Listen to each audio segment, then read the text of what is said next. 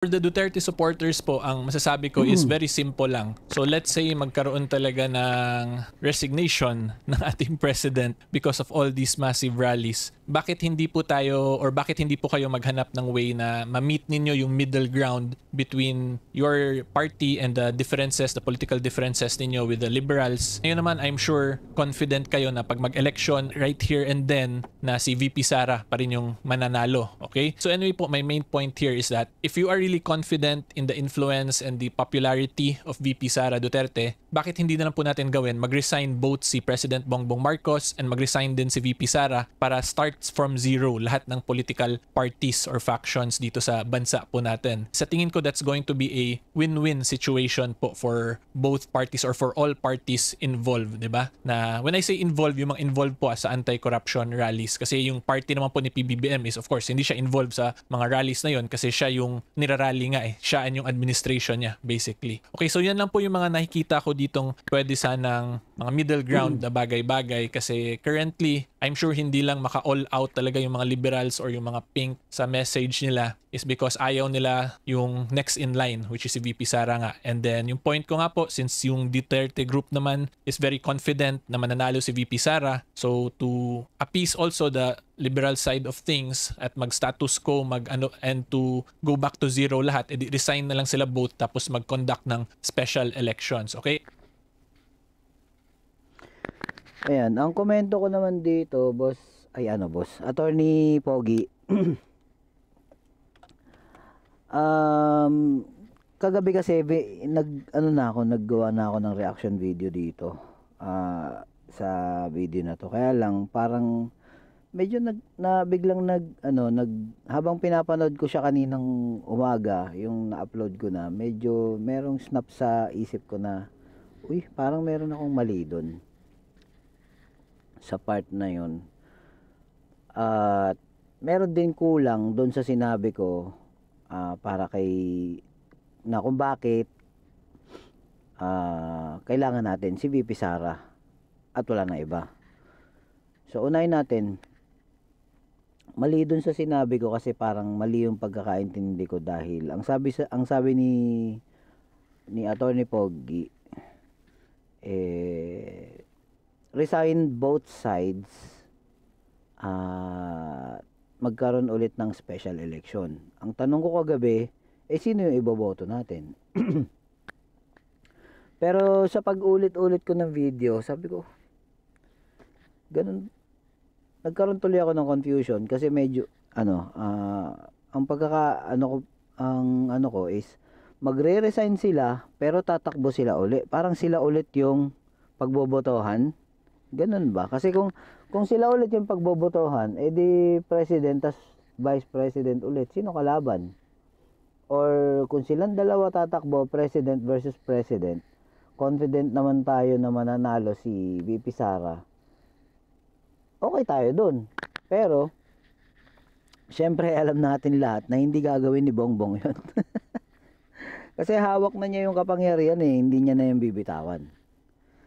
Sabi nga ni VP Sara nung mga nakaraan lang sa interview niya, nasa DNA nila yan, kaya nonsense na magtawag kayo ng BBM resign kasi never niya yan gagawin. Oo. Kasi nga talagang wala ngang balak na mag-resign yung na yan, si Bongbong. So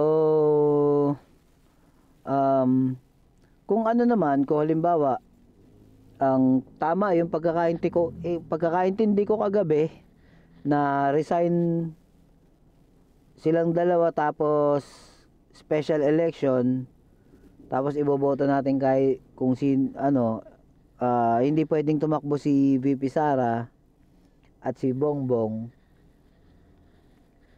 at papasok natin yung gustong ni Alan Peter Cayetano na parang snap election, tapos walang tatakbo sa lahat ng mga ngayon elected ngayon, hindi sila tatakbo ng isang cycle. May maganda siyang side, which is talagang magkakaroon siya ng general cleansing, kumbaga general overhaul siya lahat kung baga sa sasakyan, 'di ba? However, ang magiging conflict naman nun is sino yung mga iboboto natin, sino-sino yung mga ilalagay natin, and are we also sure na yung mailalagay ba natin malinis, 'di ba? Alam natin dito sa Pilipinas na sa panahon ngayon ang hirap na magtiwala sa mga politiko, pambihira talaga. So I really doubt na mangyayari yon, at ayoko na mangyari yon. Bakit? Unang-una sa lahat, minsan lang tayo makakita ng isang leader na kagaya ng Duterte. Nakita na natin yon kay PRRD. And according to PRRD, Sara Duterte, her daughter, is better than him. 'Di ba?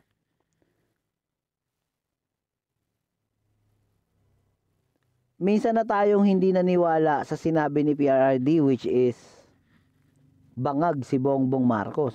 Hindi. This time, maniniwala ako kay PRRD sa sinasabi niya na mas magaling sa kanya si Inday Sara. At meron tayong pruweba doon. Unang-una, merong political will si BP Sara kagaya ng kay PRRD. Kaya niyang pasunurin lahat ng mga tao na nasa ilalim niya. 'Di ba? Nakita natin 'yan kung paano niya i-govern ang Davao. Na may inupakan nga siya na si sheriff, 'di ba? Kasi hindi sumunod sa kanya. Oh. Ano pa? Si VP Sara na zero niya ang debt ng Davao City. For you to be able to to accomplish yung debt ng isang city, napakagaling mo nun. And for sure, mga bayan kong liyag, makinig kayo mabuti. Nakasisiguro ako na si VP Sara Duterte, hindi man niya ma-zero ang debt ng Pilipinas sa ngayon. For sure, maibababa niya to. Sigurado. Kasi, ibig lang sabihin nun na naisiro niya yung utang ng Davao, meron siyang alam sa economics. Na meron siyang strategy na pwede niyang i-apply sa buong Pilipinas para mapababa somehow yung national debt natin, 'di ba? 'Di ba napakaganda nun, mga kababayan? Sobrang ganda nun. Kaya ayoko yung suggestion ni Alan Peter Cayetano at nito ni Attorney Neil Abayon. Kasi sayang andyan na abot kamay na natin konting-konti na lang. Konting-konti na lang. Ngayon, eto pa isa. Among all the presidents, si PRRD lang at si Sara Duterte ang nag-iisip na someday ang Pilipinas ang Pilipinas ay hindi na ang mga Pilipino ay hindi na kailangan maging OFW. Sa kanilang mag-ama ko lang yun nakita. Hindi ba kayo nangangarap, mga kababayan, na na maging kagaya tayo ng ibang bansa na hindi na kailangan mag-abroad, and instead sila yung pupunta dito sa atin para magtrabaho? At nakikita ko kaya nilang gawin yun dahil sa political will nilang mag-ama. Kayang-kaya nila yun sa tingin ko eh. Naumpisahan na eh. Bakit ko nasabing naumpisahan na? Andiyan na si VP Sara eh, oh.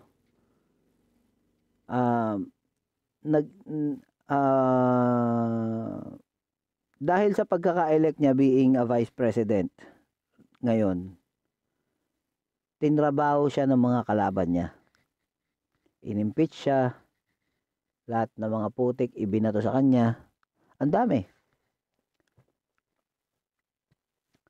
Nakita natin ang lahat ng mga tiwali, 'di ba? Na-expose ni VP Sara lahat. Gusto ko ngang isipin guys na kaya lang hindi ko alam kung talagang ganoon eh. Pero gusto kong isipin na talagang sinadya ni VP Sara na magpaka-vice president muna. Para makilala niya yung lahat ng totoong kaaway niya or kalaban niya. Gusto kong isipin yun na parang sinadya niya di ba? Para kasing ganun 'Di ba? Pwede nasa kanya na Presidente na dapat siya. Kaso kung naging presidente kasi siya nung 2022, magiging kagaya lang siya ng tatay niya. Na oo, naging presidente pero hindi niya alam kung sino yung mga kalaban niya. Although alam niya yung iba, pero hindi sila totally exposed. Marami pa rin sa kanila nakatago sa likod ng barong. Or nakatago sa likod ng isang maamong tupa. Pero ngayon, dahil sa nangyari, na-expose lahat yun Tama, mali. So, kaya ayoko totally against ako dyan sa na yan, sa na yan. Tsaka yung special election, nakakatakot yan guys. Nakakatakot yan. Baka kasi mangyari na naman yung alam nyo na, yung nanalo na biglang may kaso pa. O baka mamaya gamitin nila halimbawa nanalo si VP Sara tapos bigla na lang sabihin may kaso ka sa ganito, may kaso ka sa ganon, disqualified ka. 'Di ba? Pwede nilang gawin 'yun Nagawa nila 'Di ba? Abot kamay na natin mga kababayan Kaya ngayon kung hindi man maging presidente si VP Sara ng mas maaga, okay, willing ako magantay ng 2028. Pero wag na nating gawin yon yung special election. Kasi kung halimbawa man na na ganon, marami pang pwede mangyari sa sa loob ng 2 kalahating taon. Marami pang pwede mangyari. Kaya kailangan talaga maayos lahat yan. Bago dumating ang eleksyon, dapat maging masigurado natin na magiging patas ang eleksyon. Ganyan. Pero sa ngayon, special election, napakadelikado niyan, guys. Hindi natin alam. Mamaya, pasukin ng talangka utak ng mga diyan. Mademonyo sila kung ano ang gawin ng mga yan, di ba? So, nakakatakot. Sa tingin ko, hanggang dito lang muna. Hanggang dito na lang siguro yung gusto ko sabihin kasi nakulangan ako sa sinabi ko noong nakaraan. At sa tingin ko nasabi ko na lahat ngayon. Like, comment, subscribe. At paki-share nyo na rin, para magtuloy-tuloy itong channel na to. Ayan. Maraming salamat mga kababayan. Mahalin po natin ang Pilipinas kahit nahihirapan na tayo lahat. Peace out.